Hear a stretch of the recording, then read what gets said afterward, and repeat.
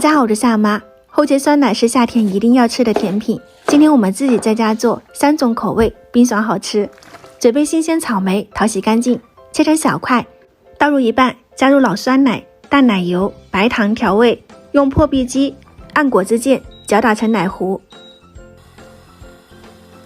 像这样子细腻浓稠，先倒入一半，中间摆上水果，再倒入另外一半，再放点蓝莓、腰果，点缀一下就可以放冰箱冷冻。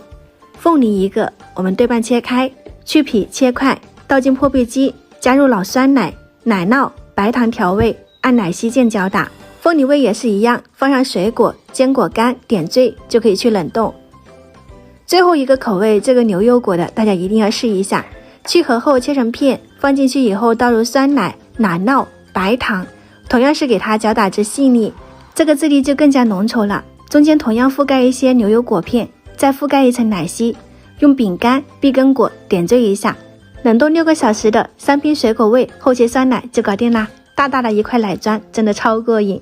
自己用刀给它切成小块，夏天来上这么一盆，真的超幸福。最喜欢吃草莓味的，酸酸甜甜的，就和冰淇淋一样好吃。如果你也喜欢，可以点赞收藏起来试一下。我们下期再见。